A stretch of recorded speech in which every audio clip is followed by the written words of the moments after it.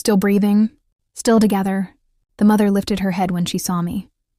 Not in fear, not in panic. She just watched.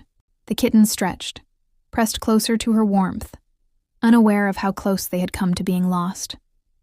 I sat there quietly, holding the weight of it all, because this is the moment people don't see.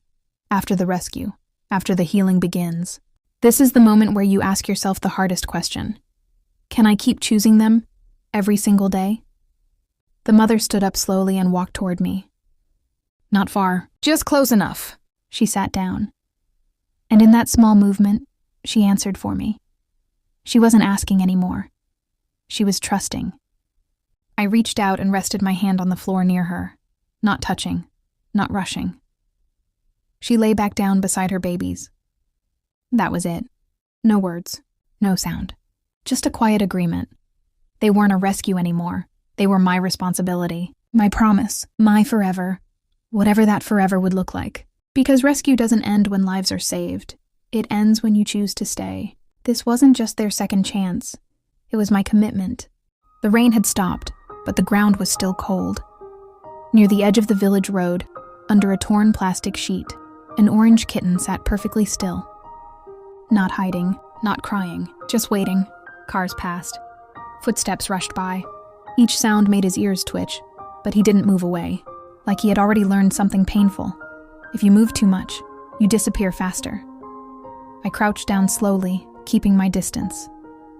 The kitten looked at me, not scared, just tired. His fur was damp, his paws were muddy, his body was thin from waiting too long. I placed my FourPawFriends soft blanket on the ground, just within his reach. He didn't rush to it. He leaned forward once, then again, and finally stepped onto the warmth. His body lowered.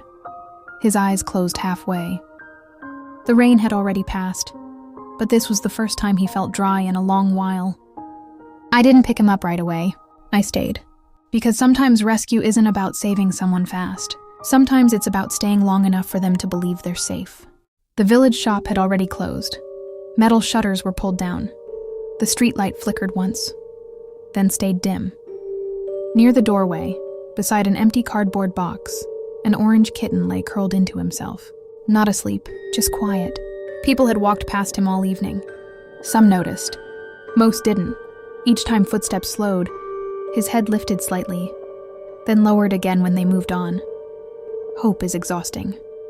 I sat down on the ground a few feet away. Didn't speak. Didn't reach. Minutes passed.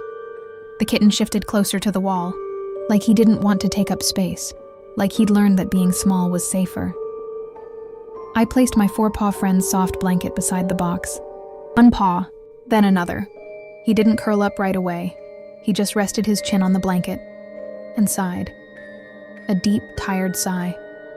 This was a kitten who had waited too long for someone to stay.